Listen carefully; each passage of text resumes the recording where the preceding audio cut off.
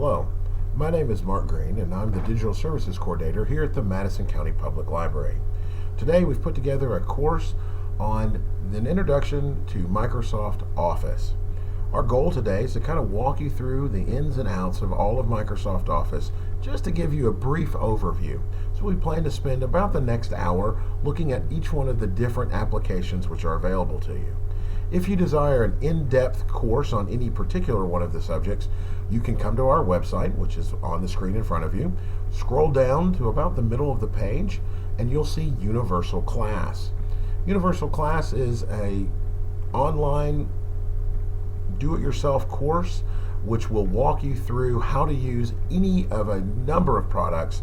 They have all types of classes available to you. You can take them online at your own pace. Also, many of them are worth college credit. So if you want to spend some more time on any one of these particular subjects that we cover today, there's probably an online class that's available for you through the library. All you're going to need to take one of those courses is your library card. If you need help taking one of those courses, or if you need some more further assistance, you can come on into the library and we'll be happy to sit down with you and walk you through how to get started with any of those type of things. Now with that out of the way, let's go ahead and get started today.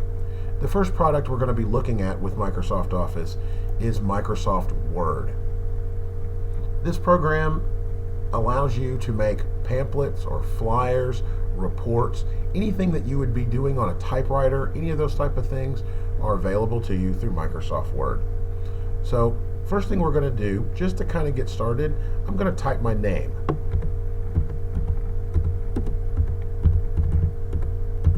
If you're following along with us, please feel free to pause the tape at any time.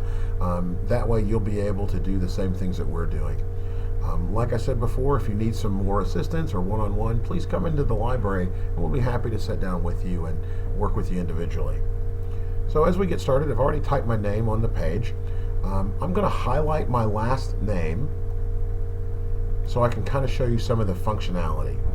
Up at the very top of Microsoft Word, you're going to see what's called the ribbon. That's this bar across the very top of it. Each one of the Office programs will have a ribbon with different functions in them.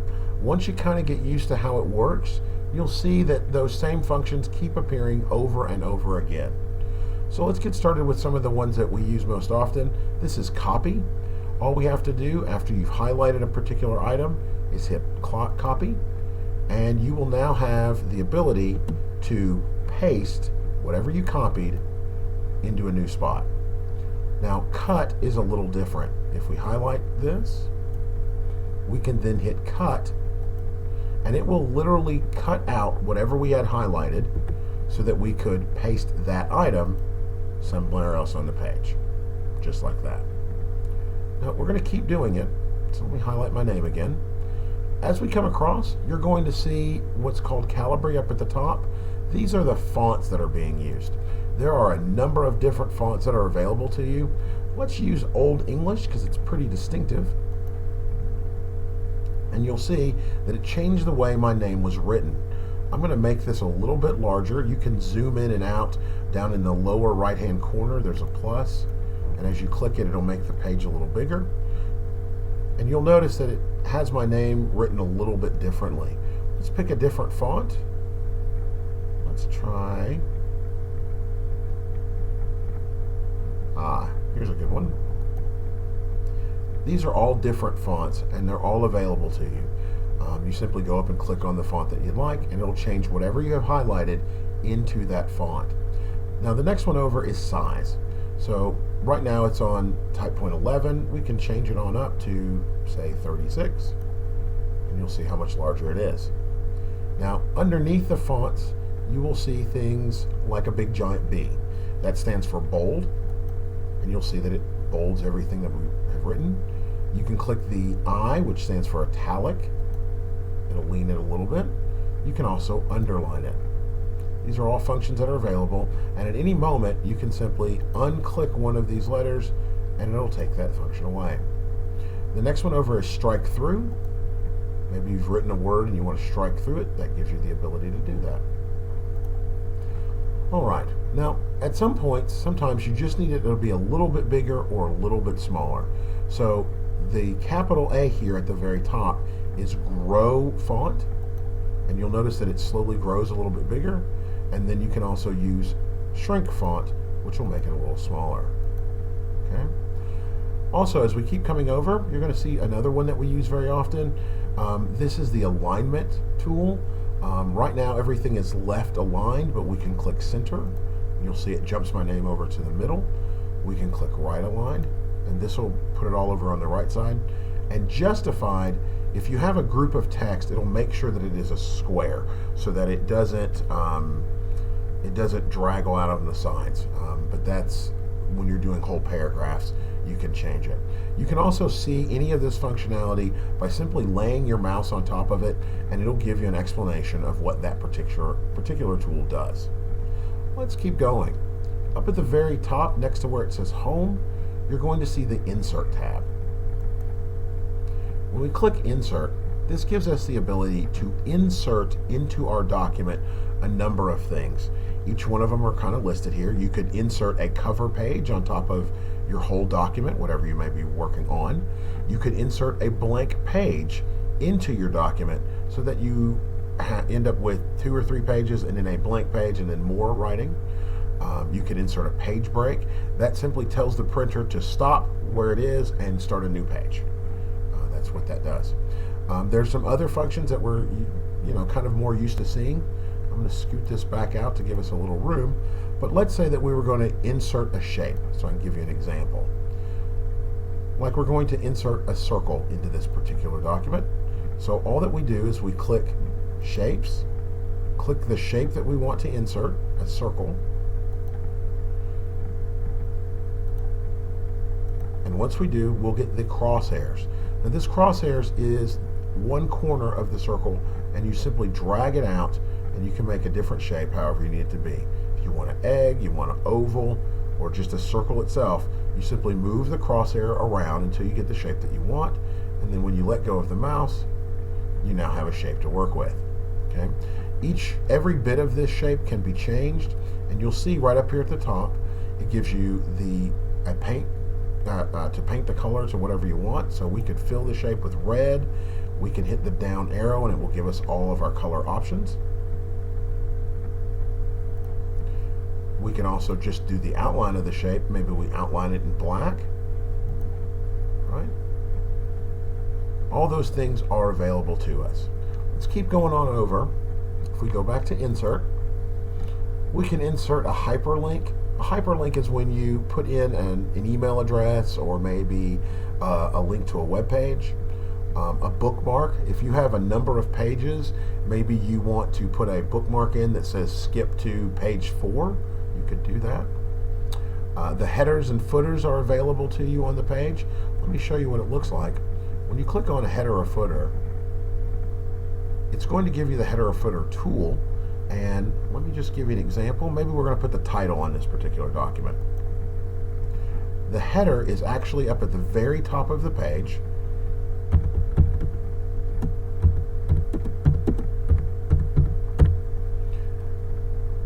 And it allows us to put in a title for the page. The header is not technically part of the page. The page is kind of below it. And the header would show up on every single page. So it's always worth playing with it. If that's something that you need, you'll simply input the header as you need it to be, and you'll have it there. Let me close the header editor, and you'll notice that it is now kind of grayed out, and you can't really touch it any longer. You'll have to go back to insert header, and then you'd be able to make changes there. All right, let's keep going over. We go back to Insert again. As we go across, you'll see text box, quick parts. These are all different functions that you can use, and just like I said before, you can always put your mouse on it and it'll give you a little explanation of what we're talking about. Word art always seems to be a favorite for people, so I'm going to insert a little word art here. We click on it, it'll show us some different labels. There we go. You simply type over top of whatever comes up.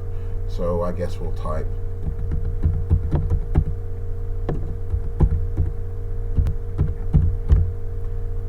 Library.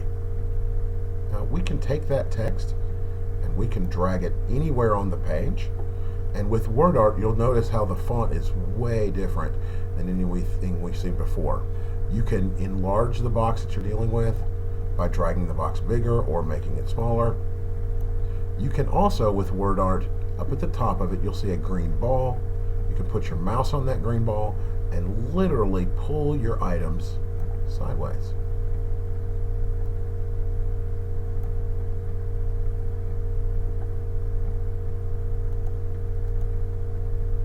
So all things that you can think of you can do with a typewriter, you can do them with Microsoft Word.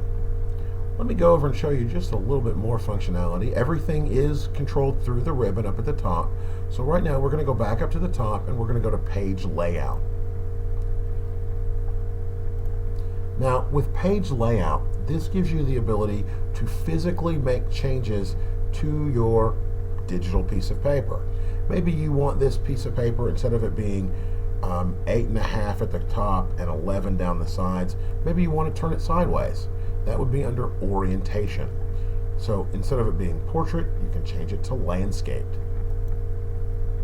And you'll notice, especially if we zoom it out, you'll be able to see it a little better. It is literally taken the paper and turned it sideways. Or maybe you're going to be writing columns on it like you're writing a school newspaper. Or maybe you need a watermark design behind it, just like in the example it gives you. It gives you the word draft written behind the paper. You see this on legal documents. This is how it's taken care of by going into watermark and actually making a mark behind the print that's actually there. You can change the entire page color if you need to. The page color normally comes no colored, but you could make it say yellow, and it would actually change the entire page to yellow.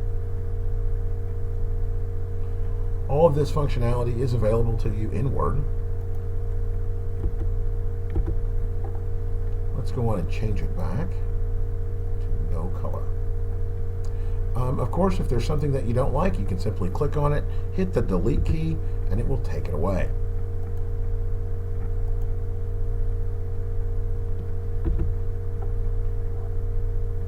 Remember, your size or your zoom is controlled over on the far side. Zoom it back up to regular size. Highlight my name again. Now, there's lots of other options, and we could spend all day playing with Word, but this is just to give you, like I said, the briefest of overviews. One thing that most people ask is, there's no print button. There's no easy way to hit print and make it come off. The way that you do that is by pressing File up at the top, and it will change the entire page. One of the options that it gives you is to save as. You could open another document. You can go to your recent documents that you looked at. You can also hit print. By hitting print, it'll roll it off on the nearest printer for you. And it also gives you a preview over to the side as to what it's going to look like. I'm going to go on and hit print just so you can get an idea. This is the preview that it gives you. You'll be able to select what printer you're going to be using, and then once you hit print, you can do as many copies as you need. So this is, like I said, just an overview of Microsoft Word. Let's come out of Word for a little bit, and we'll go to the next Office program. The next most used program is Microsoft Excel. There's a lot of companies out there that are looking for people who've used Excel or at least have some familiarity with it. So that's what we'd like to do today. What Excel does is it's Microsoft Office's way of handling numbers. You can handle money, you can handle forecasts, any type of mathematical function that needs to be done can be done with Microsoft Excel. So we're going to build a table. We're going to take it very slow and just kind of walk us through this. Now, we're going to do some further classes on each one of these products where we spend an entire hour looking at each one. But for right now, just kind of bear with me. If you've got a copy of Excel, great. There are some free versions of Excel with OpenOffice, and LibreOffice also has a free version of Excel. Their placement of their items are a little bit different, but once you kind of get the idea of how it works, they all kind of work the same way. So let's start off at the top. If you'll notice up here, you'll see the ribbon as well with the exact same functionality. So you're going to see paste. You're going to have cut, copy. You also have your font that you're going to be using. If it's going to be bold or italic, do you want it in the left side, right side, middle? What do you need? All of those functions are still available to you. Also, you still have insert. Same way as before. You can insert pictures, you can insert columns, lines, any of those type of things. Now, there are a few more that are also here that are not in Word, like you can insert a particular chart or a graph, maybe a scatter chart, maybe a line. You can insert any of those type of things as well. Those are all different functions. Because you're mostly dealing with numbers, you might need to input a pie chart, and Microsoft Excel makes it pretty easy for you to do something like that, although that'll have to be for a later class. So at this moment, what we're going to do is we're going to do a little bit of pretending to give us an idea of the best way to use this. So first, think, or at least imagine, if you owned your own business. Okay, so we're going to make a chart to plot all of our employees and keep track of how much money they're making, and let the program predict to us how much tax is going to be and those type of things. So just bear with me. If you feel like you're getting lost, just hit pause, and you can always back the tape up and we'll go through it again. So let me get started. As we look at the middle of the page, down here in the middle, this is the actual spreadsheet. Okay? Right above the spreadsheet, you're going to see this bar that goes across here. First thing it has is this box. This box tells you where your cursor is and where you're going to be writing at. So this column, this is the A column, this is row 1. So this box is A1. This box is A3. And you'll notice up here in the box name, it tells you the name of the box that you happen to be in. So if we want to be in B4, that would be right there. This column down, 4 spots, B4. Now, there is an unlimited letter all the way across. Right now it only goes to S, but you can slide it forever in that direction. And there are an unlimited number of numbers down the side. So you can make your graph or chart be as big as you need it to be. So, as I said before, we're going to pretend that we're doing a chart for our employees. So, what we do is label each one of the columns we're going to be working with as we fill in the information underneath it. So, this first column is going to be for employee name. Now, you can use anything. You could actually write out employee name. I'm just going to use e-name so that I can keep track of where I'm at. So our first employee is going to be me. Now, as I write that in, right after you type it in, you press enter to kind of lock it in. And that way the computer knows, okay, I'm ready to move on to the next spot. But as you'll notice, Mark Green is just too big for this box. So what you can do is you can actually change the size of any given row or column. The way that you do that is you go to the right-hand side of the column. Notice how I'm at the right-hand side of column B. And once you get there, your mouse is going to change shape from being the plus that it happens to be here to being a line with 2 arrows. You then hold the left mouse button down and drag it out to the left or right, however big you need it to be. So I'm going to drag it to be just bigger than my name. And you'll see that it fits. So in our employee name column, we have our first employee, Mark Green. So let's do the next part. If we're tracking employees, the first thing we're probably going to want to track is their pay per hour. Now, you can use whatever numbers you like, but for me, we're going to do it pretty simple. We're going to do 5.00. So, based on our chart so far, Mark Green makes $5 per hour. So once I type that in, I press enter, and you'll notice that all of a sudden it's taken away the 0.00. It no longer shows it. It just shows the 5. This is because computers don't really need to know that if it's dollars or not. They're simply keeping track of the number itself. But for us, people, we like to be able to see that it's dollars. So we need to change the way that it looks so that it looks like dollar bills for us.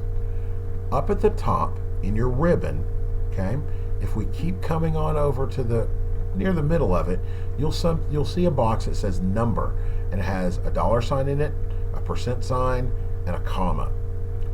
We're going to hit the dollar sign, and that's going to change this box to show dollars. And you'll notice it now shows 5.00.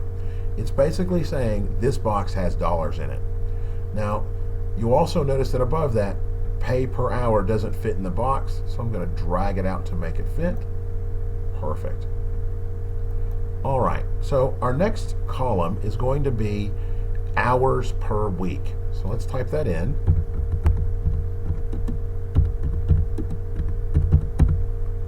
And you'll notice that's nowhere near the right size. Press enter to lock it in, and we'll drag it out. Okay, so how many hours per week does our employee work? So for this particular example, we're going to say 40. All right, so now we have our pay per hour and we have our hours per week. So the next question would have to be gross pay.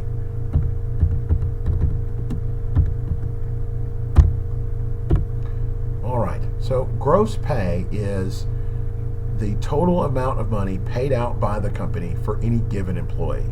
So to figure that out, it is however many hours per week they work times the amount they get paid per hour.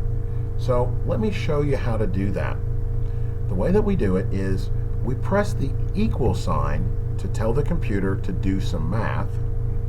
We select the first box that we're going to be dealing with, which is our pay per hours. Then we have to tell it to multiply. Now, there'll be a list of functions that are available in the computer. If you take our 1-hour course, we give you a little handout that shows you all of these. But to do multiplication, it is the asterisk, like that. And then we select the location of the other box that we're going to be dealing with. So let's kind of walk through this so I can show you. In the box, it says equals C3, then it has the asterisk to tell it to multiply C3 times D3. So what the computer is going to do is multiply whatever is in this box times whatever is in this box, and it's going to write the answer in this box. So here we go. So if I get paid $5 an hour and I work 40 hours a week, you multiply that together, my gross pay is going to be $200. Now when you click on the box where it says $200, up at the top, this is called the formula bar. And since this is our first formula, this is the first time we've really looked at it. The formula bar tells you what formula or what the computer is doing to figure out this answer. Okay, so we're going to do this again just to kind of give you an idea of how it all works. So let's go to the next one. Let's say that we were going to figure out how much taxes the company would be paying on this particular thing. But we're going to make it easy. We're just going to use sales tax because that's really easy. So let's say that tax rate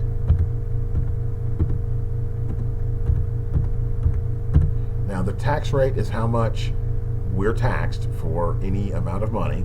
The tax rate for this particular example is going to be 0.06, okay, or 6%. We can do that a couple of ways. 0.06 is one way to do it. We can show that as a percent by going up to our box up in the corner where we got the dollar sign. We can click 0.06, or we can hit percent, and it'll change it to 6% for us so that we can see what it is. Okay, so that's 6% tax rate. Now, to figure out how much tax would be, and this would be our tax on how much we were getting paid. That would be, now just kind of follow me for a moment. Let's call it taxes. We're going to call it taxes, and it would equal our gross pay, which is in this box, times our tax rate. Okay, we would say that as 6% of $200. So when we hit enter, $12 is the 6% tax on 200. Okay, so let's keep going, and we'll just keep working our way out. So now that we know how much our taxes are, and we know what our gross pay is, the next question is, how much is the employee going to be taking home? And that's called net pay. So to figure out net pay is however much the person gets in gross pay minus the taxes. So let's do that. Equals, to tell the computer we're going to be doing some math,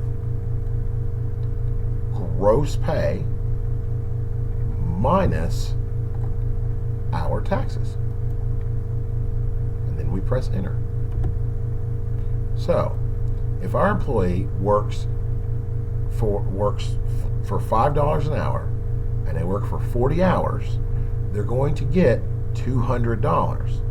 But there's a tax rate of 6%, and that comes to $12, so they're only going to take home $188.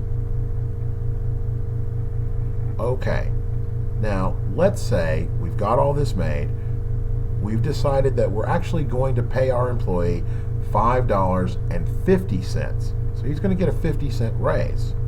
Okay, instead of having to figure all these things out again, all we have to do is go to the spot where we have their pay per hour and simply type over top of what's in the box. So right now they're making $5, but we need to give them an extra 50 cents. So that's going to be 5.50, or $5.50, and we press enter, and you'll notice that it instantly changes his gross pay. The tax rate does not change, but his taxes do.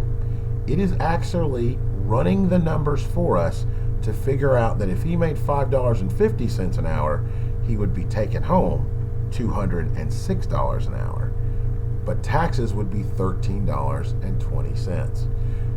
Now, this is just the briefest of examples, but you could have your table be as complicated as you needed it to be. Maybe you have 100 employees, and this table could keep track of all of them. You can add up all the taxes so you would know exactly how much you would need to send to the government, or maybe you could figure out all of the gross pays so that you knew exactly how much money you'd have to pull out of your company bank account to pay all of your employees. We could make this table as complicated as we needed to be, with as many steps as we needed it to be. Maybe you wanted to figure out just how much you would need to save, or how many extra hours you would need to work to make an improvement to your home or something like that. All of those things can be done in Microsoft Excel. This is the exact same program that a lot of businesses use to figure out your retirement savings and those type of things. And what they've done is they've worked out a large group of formulas, and they put in whatever your current pay is, and they put in how old you are, and they are able to calculate how much you're going to have when you retire, and what you could make changes to have more or less retirement. But that's what Microsoft Excel does. Now, in the 1 hour course, we go through and we show you how to make more complicated tables. We go through and show you how to make pivot tables, how to actually turn this into charts, and lots of other things that you can do with numbers. All of them are available to you through Microsoft Excel. Now, let's take a moment. We'll go to another Microsoft product.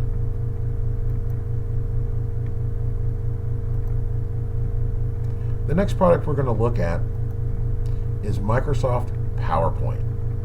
Now, PowerPoint is a great little program. What it does is it allows you to make presentations.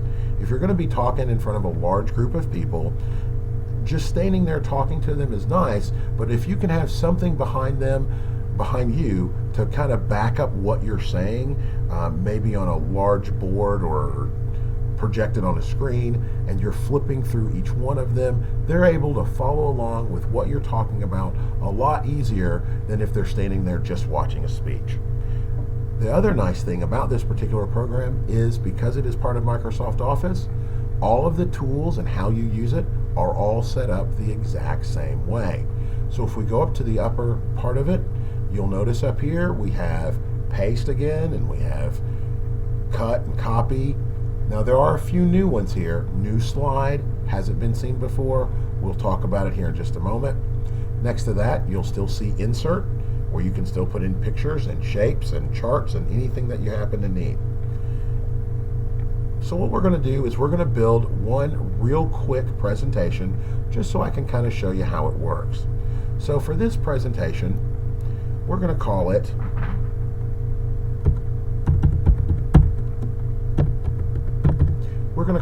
Office Class. And we're going to add a subtitle in there.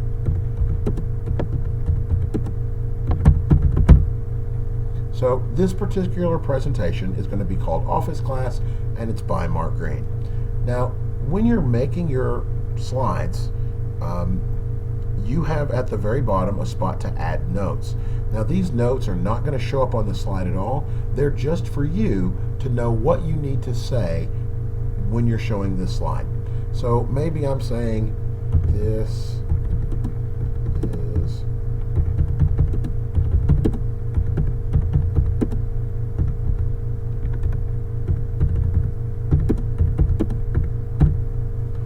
so it's just a note to me to know that while this slide's up, I need to be doing my introduction. Okay? Now, this is great. This is one slide, but we're going to have to make more slides.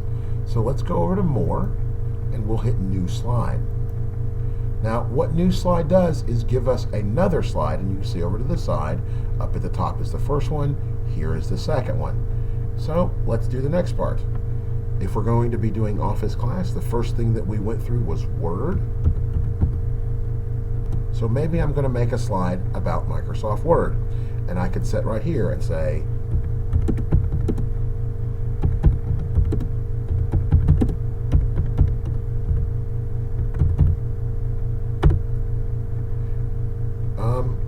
any of these type of things are available. It's simply a piece of paper that's going to flash up the next one, and then the next one, and then the next one.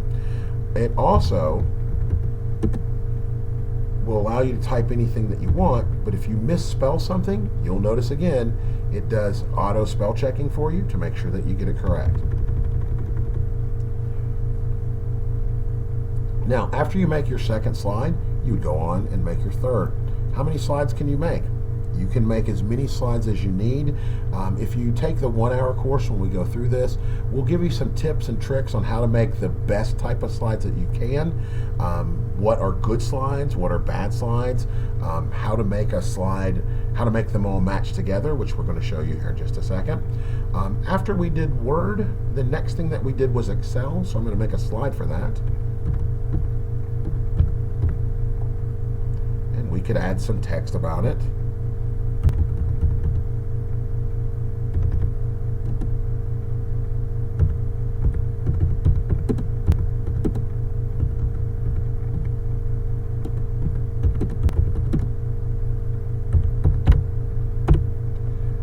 And we we could do all types of things. Now, we could add in pictures or maybe a screenshot. Any of those type of things to help us do that can be added into PowerPoint as well. Now, once you get your entire presentation done, you can then run your presentation and show it off. So that's what I'm going to do here in just a moment, but I would like to show you a particular function that's only in PowerPoint, and it's called Design. Now, up at the top, now in the ribbon bar, we have Home, Insert, and then Design. So up at the top here, there's lots of different designs. All right, so I'm just going to pick one at random to kind of show you how it works. And you'll notice it's now changed the design of each one of our slides to put this colorful background on it. If we picked a different design, it would enforce that instead. It actually goes through and makes sure your font's the same and the whole bit. This is really nice. It keeps your whole presentation very uniformed. So you can make the entire presentation and then go back and change your design without having to change every slide. So this is another design. I've made a quick change to it. Let me show you how the whole thing looks. So this is the actual presentation we just made. You'll notice it has my name and it's got the name of the class. As we move through the presentation, each one slide after another, this is the second slide that we made. Here's the third one. You'll notice that it simply changes the words. It doesn't do anything really fancy, although you can make it be very fancy if you want it to. After the entire presentation is done, it'll simply go to a blank screen, and when you press enter again, it will take you back to this. The reason for that is if you're doing the presentation actually live, no one else needs to see the behind the scenes. They just need to see the presentation. So it starts off with the presentation, then it ends with a black screen, so that when you're finished, you can say, hey, thank you so very much, and you're done. But that is Microsoft PowerPoint. There is a lot more to it. There's a lot of functionality. You can make a PowerPoint go through the slides by itself. You can do voiceover with it. All types of things are available to you with the PowerPoint program. And in our 1-hour course, we will sit down and go through each one of those different items. So let's take a look at the next and last item of Microsoft Office.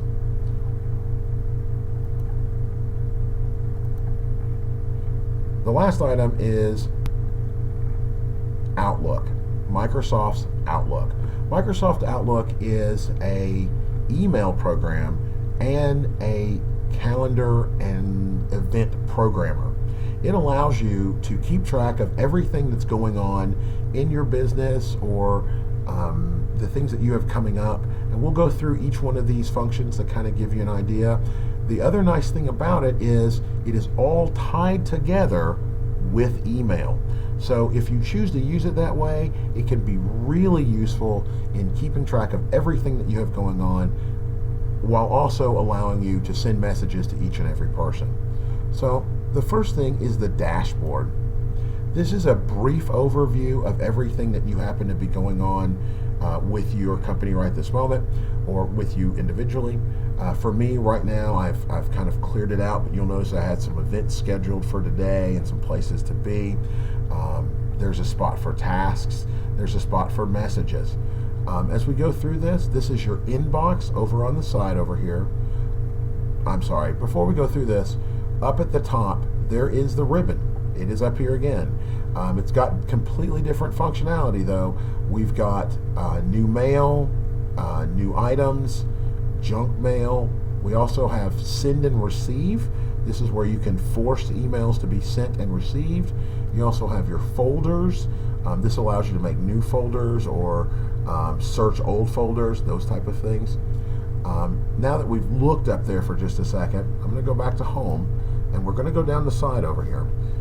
This is your actual favorites lists, and if you look over to the side, it says markgreen@madisoncountylibrary.org. That is one of my email addresses. I have another email address down here as well. You can have multiple email addresses inside of your Outlook.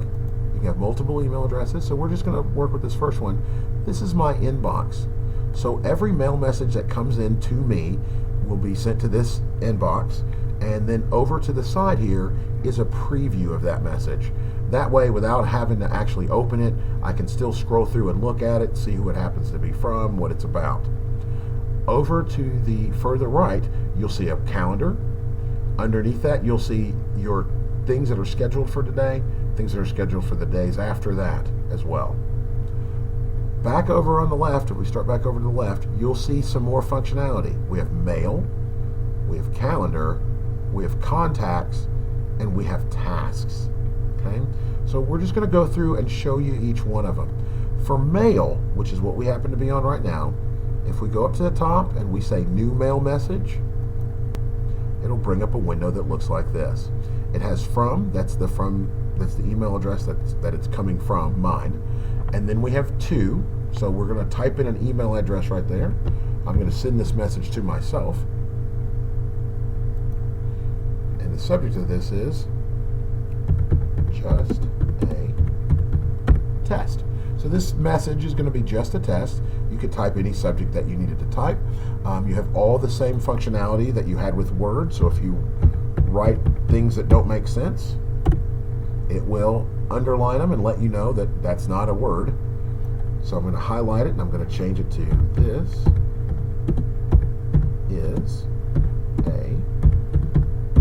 is a test. All right, so this is just a test. Down at the bottom of it, you'll notice that it has my name, my address, all those type of things, and where the libraries are.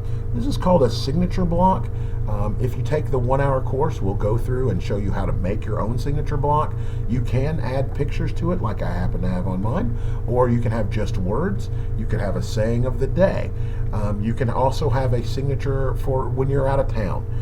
All those type of things are available to you. After you get your mail message written, all you have to do is press the send key, and your mail message will be sent. Now, how long does it take to send a message? How long does it take to receive it? It all just kind of depends on your particular email server.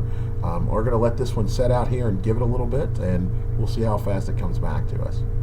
All right, so the next one down after mail is one that says calendar. So the calendar is just that, a calendar, and you can add new events to your calendar. You can keep track of everything that happens to be going on. I have where I'm going to be for the next little bit listed on the calendar, but if I needed to add a new event, you can simply click on the calendar and it will bring up a box for you to put in a new appointment. It could be a reoccurring appointment, meaning that it comes back over and over again, or it could be an event, or it could be a meeting. Each one of these things are a little different. An appointment is something that you are planning on doing. I'm going to be there by myself. This is where I'm going to.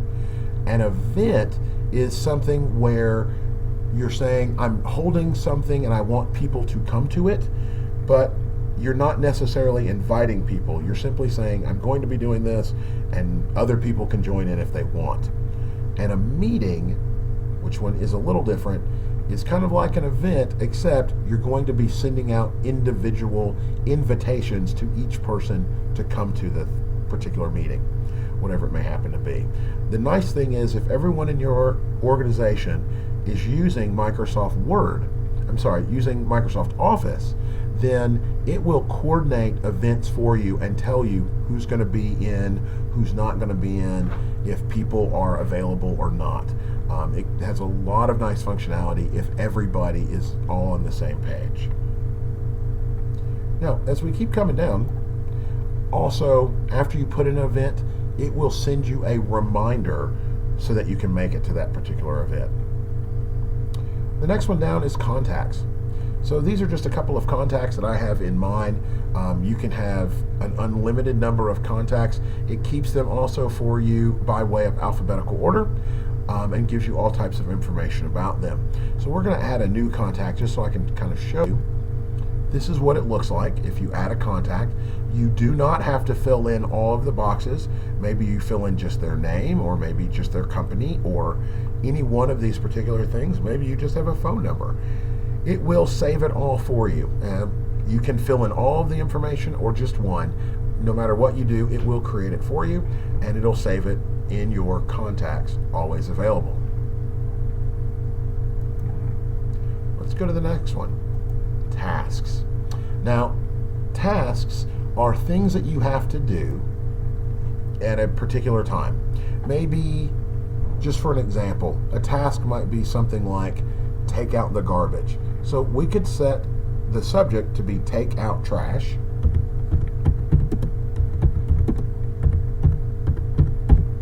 And what's the start date? When is the date that I have to take the trash out? Maybe I have to take it out next Friday. Okay? So it starts next Friday and it ends next Friday? Well, maybe not. Maybe it starts today, but it ends next Friday. Okay? So all these days I have to do it. And you'll notice up here at the top it says due in 7 days. Now it could be reoccurring. Maybe I have to do it every week or something. We could select reoccurring. The status is so that we can keep track. You can keep track of what you're doing and when it needs to be done. So this particular status for now here, it says not started. Maybe I've already started and I've taken out part of the trash. It's in progress. Or maybe I'm totally completed with it. That would be completed. Or maybe I started it and I'm waiting on someone else, like the trash man, to come pick it up. Or maybe I'm just going to defer this and not do it at all. Any of these options are available to you. Now, if you're using Microsoft Office and you've assigned a task to someone else and that person is keeping up with it by marking the changes, that information can be sent straight to you so that you can manage everyone's tasks at the same time. You can also set priority for a particular task. You can make it a high priority or low. And you can do the completion also in percentage, 25%, 50%, or I think you can just type in it too. Maybe it's 27% complete. You can do that as well. All right, so that's tasks. Now, this functionality, of course, is all tied together through email.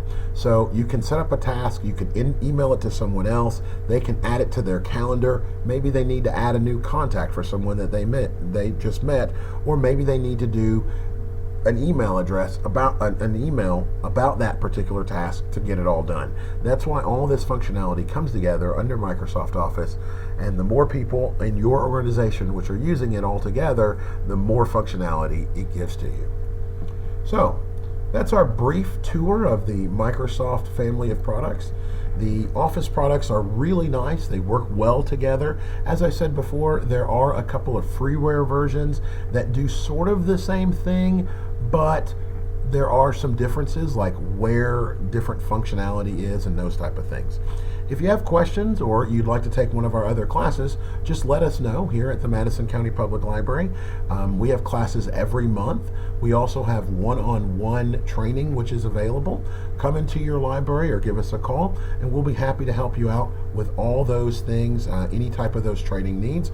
Also, don't forget you can go to our website and we have several classes and opportunities for online training available there.